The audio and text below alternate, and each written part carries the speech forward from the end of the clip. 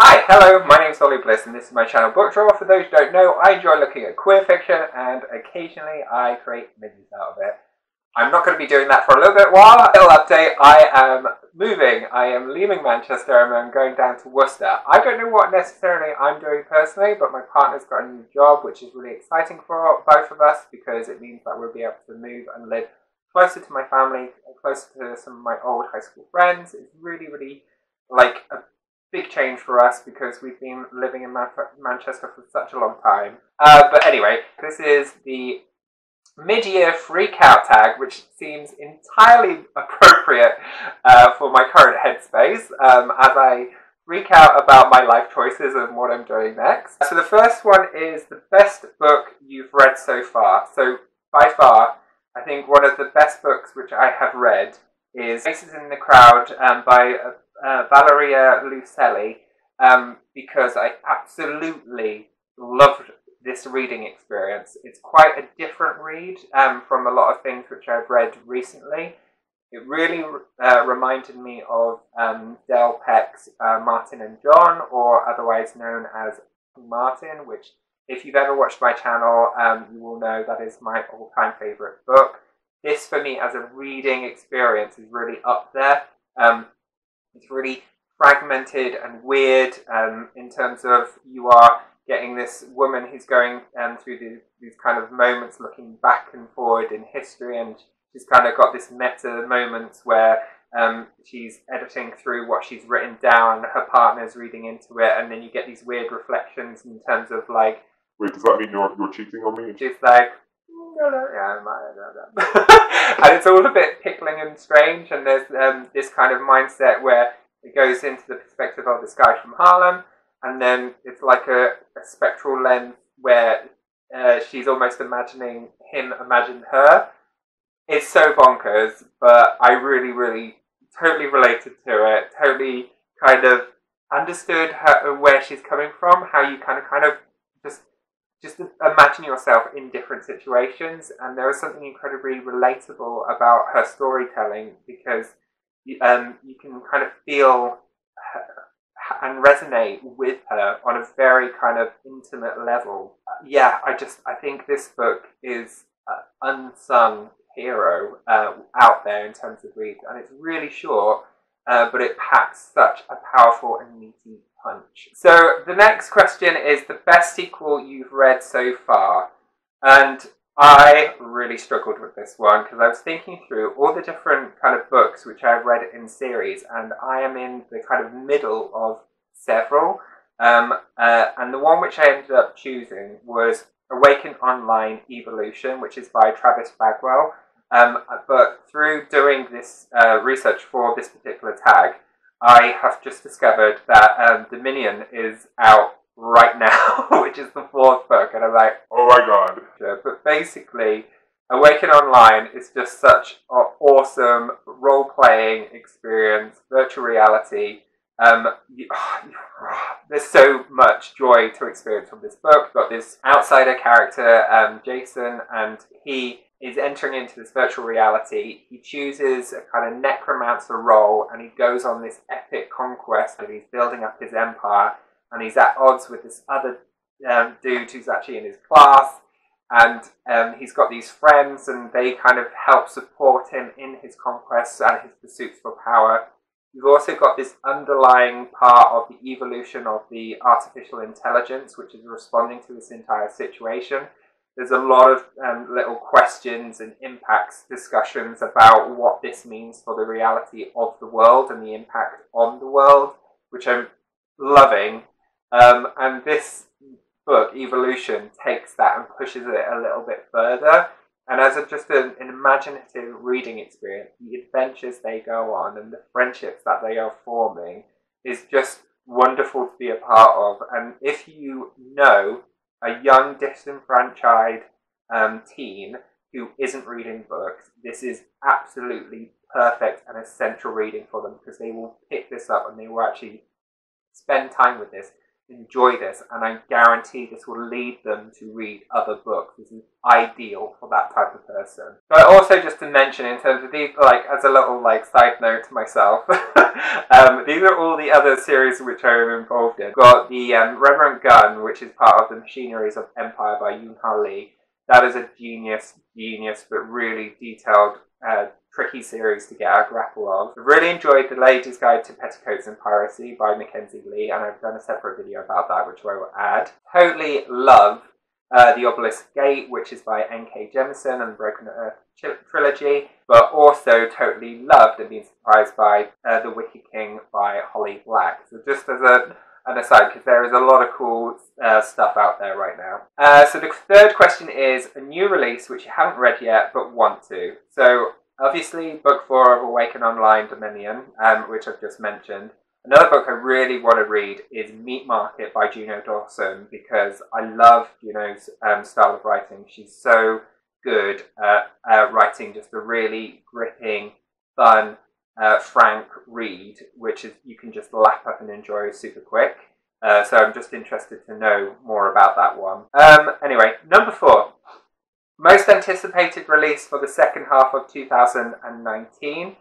Black Flamingo by Dean Atta. So I actually randomly bumped into Dean Atta at the Bradford Literature Festival. We were both queuing up waiting to see Dean and Jen Campbell doing their panel talk, and I ended up sitting next to him. But now he is just releasing his first debut novel, so I'm really interested to see how that goes. Grandma calls us in to eat. The Black Flamingo is on the news again. I pick the dining chair facing the TV. Grandad asks, why does it matter if he's black? Adding, the other flamingos don't care. And I am certain what he's saying is I love you. So, number 5, the biggest disappointment has to be for me, Fever Code by James Flashton and Race Runner series, just because it kind of felt like Rogue One in terms of like this basically was a book which was cleaning up a lot of missing elements of plot which had never previously been explained. This station is now the ultimate power in the universe. That is fantastic. Terrific work. So no weaknesses at all, huh? No. You hesitated there. Is there something I should know? No. With this book, it was kind of just picking up lots of different elements which had kind of gone, oh, but then, like, why did that happen? Or why is that there? And why are these creatures in existence? And it basically wraps up a load of different outstanding questions into this book. And it also gives you a nice little twist at the end. But it wasn't as, like, gripping, as interesting as the other one. So it's just a bit like, meh. It was fine, like, it was okay. But I wasn't as gripped, and it wasn't as page-turnery as all the other books have been. Like, when I was reading those other books, I was just, like, continuously, the chapters are really short, really sharp, and at the end of each one, you're like, oh my god, what is happening next? Whereas with this one, you're just kind of like, oh, okay, that makes sense. And also, like, you just kind of were able to bridge certain things which were a little bit outstanding or unclear. So it was useful in that way, but it was also kind of like, yeah, I didn't need that book. Number 7 is favourite new author. So I have to put Robin Talley, who wrote Pulp. That was just such a brilliantly constructed book, and everything that was done with that book was absolutely beautifully crafted as a piece of literature. If you are just looking for a very cool read, I'd say, like, just a really cool read, and you're interested in the roots and history of Pulp Fiction and lesbian visibility, particularly from an American academic lens, you'll enjoy this book. It's just something that's very easy to consume, but it's informative as well, and I like the play with that, and I want more of that. Number 8 is newish fictional crush. So I felt like I had to choose Ronan Lynch, who's described as a dangerous shark, and is about as friendly, which I think is a perfect kind of characterization summary of him. Ronan has the ability to go into dream landscapes and pull things from his dreams and put them into reality. This character is a part of the Raven Cycle series.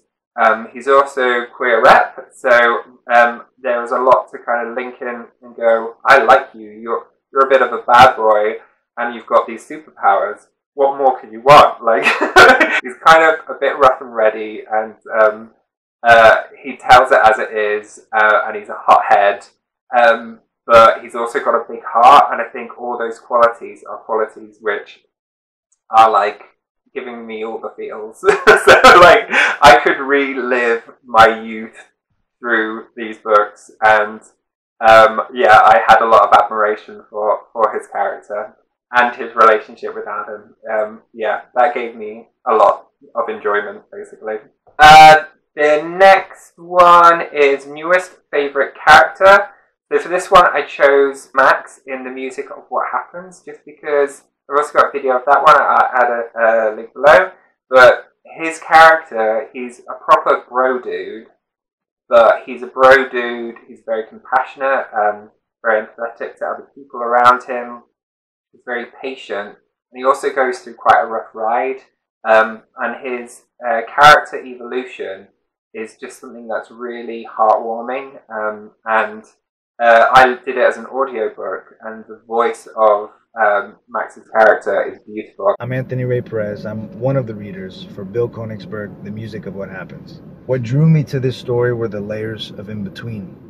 I love how the character I read and all of the characters aren't the stereotypical idea of social normative, whether it be based on their culture or sexual identity. And they push back on that, not in a radical way, but in a way that's just to thine own self be true. Falling in love all over for that voice. It was amazing. What's next? Number 10. Book that made you cry. I honestly cannot remember one which actually made me cry this year. That's not to say that I didn't, but I just can't remember. And number 11 is a book that made you happy. A book that made me happy is Virginia Woolf's A Room of One's Own. What made me so happy about this was doing it as a buddy read, because it was just such a great experience. If you want to have a really rich discussion with friends, this is a perfect one because it sparks a lot of debate and discourse. And I think that just made me enjoy the reading process of this so much more. And it's quite small, so you can do it up in nice bite-sized chunks with your friends. And it's really interesting commentary, so I would recommend that highly. And hi both to Joe and Milena for doing that one with me.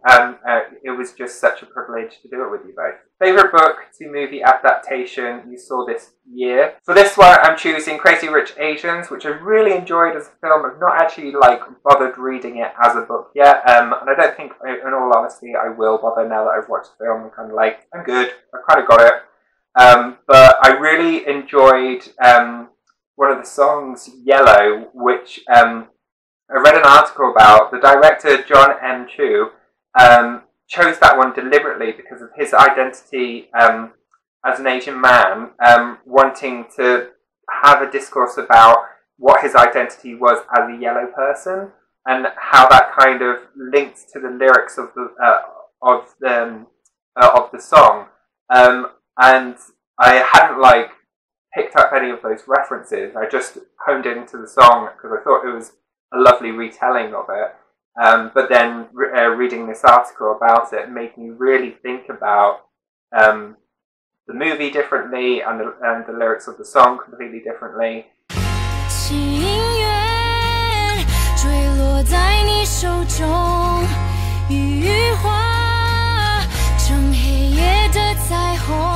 And Coldplay actually handed over the rights so that they could do that freely, which I thought was really cool. But also just the movie, the scale of it and the wealth of it is just insane. It is properly crazy. A really fun movie at its heart, and there are nice little messages that are going on underneath it all, which is a lot about privilege and what it means to be a wealthy person, inside and out. And it's just cool. It was just a cool movie on a lot of levels. So number 13 is your favourite review which you have created this year. So for this one, I chose The Lady's Guide to Petticoats and Piracy by Mackenzie Lee. Video which I've done I'm really proud of, just because I've recreated the cover of the image and done it closer to the way I imagined the lead character, Felicity. So please go check that out and tell me what you think. Number 14, what is the most beautiful book you've brought this year? I haven't got this book. Hold up. for this one, it's a bit of a cheat because I was going to choose a Jan Morris book, but I couldn't find it, and also because this book is a beautiful cover design for a very different reason. But I'm choosing Vegan 100, which is over 100 incredible recipes from the avant-garde vegan, Gaz Oakley. So I don't know if you can see this one. Gaz is like easy on the eye, quite frankly, but also me and Craig have been on a vegan journey. We did Veganuary, and we've managed to continue doing that until this point. So we're midway through the year now. And it's been an alright transition, but this book is really good at just giving you lots of handy tips about what you can do to include a more varied, interesting vegan diet. Finally, what book do you need to read by the end of this year? So I've got a few books, obviously. This book in particular I'm really, really keen to read. I started reading it, but then because I read it towards the end of my allocation from my library, I had to give it back because I was starting to rack up a fine. And I was just like, fine, I'll just give it back and I'll buy it. And then so I've bought it and I've not progressed with it. It is a chunkster, but this is Drapetomania, and it's by John R. Gordon, but it took like over a decade to create. I'm just very interested in its narrative and what it's all about. I'm keen to get onto this one, basically. The book which I really want to read and crack on with, apart from Dominion for Awaken Online, but also Martin and John audiobook, which has just been released. So this is the book by Del Peck, but it's been released through Audible. Because it is my absolute favourite book of all time, to hear it in audio format is blowing my mind slightly. It's only a very short read. It's about 5 or 6 hours, I think. I'm already imagining myself going through that process again. It's a strange, weird little tale, but it is just one of the most delightful, enriching love stories, and full of grief and passion and authenticity, told from just the most wonderful perspective and unusual way, and it's just love. It's just love and loss entwined beautifully. So yeah, I just want to hear how that comes across as someone talking it through. Anyway, this is enough from me. I'm not going to tag anyone because I think that I'm probably quite late in the day on this one, but I always do this one later. I think this is the third time I've done this because I started my channel in February, so this is like a little bit further along. If you've read any of these and I've not read them yet, please get in touch and let me know in the comments down below. I'd love to continue the bookish conversation with you. I will see you all again soon.